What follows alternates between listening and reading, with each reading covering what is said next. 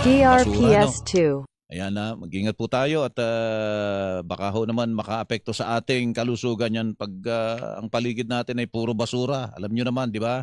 Pwedeng magkasakit tayo.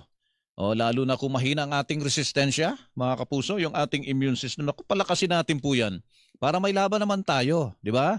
Mga kapuso, ano man ang edad ninyo? Kayo man ay nasa hustong edad, kayo man ay mga bata. Yan, no? Mayroon tayong Immunomax food supplement na masasandigan, maasahan. Yan, lalo DRPS2. sa pabago-bagong panahon mga kapuso na katulad ngayon. Ang Immunomax po ay gawa sa CM Glucan. Nagbula pa ito sa Switzerland, available in capsule for adults at saka syrup for kids. Ito po yung kapsula para sa mga nasa hustong edad, yung mga adult. Ayan, puti na maliit na pakete, asul na maliit na pakete, ang laman ay kapsula. Capsule for adults Immunomax food supplement. 40 variant yung kulay asul na capsule for adults Immunomax food supplement. Ito yung para sa mga bata, mga matatangkad na paketeng kulay orange at saka DRPS2. kulay asul. Alaman dito yung botelya na naglalaman naman ng Syrup for Kids Immunomax food supplement.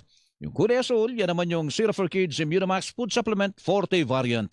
Mula po sa aming studio, mga kapuso, mag-ingat po tayo. Yan po ang ating paalala at yan po ang ating magandang balita. Hatid po sa inyo ng Immunomax. Mahalagang paalala, ang Immunomax at Immunomax 40 hindi po gamot at hindi dapat gamiting panggamot sa anumang uri ng sakit.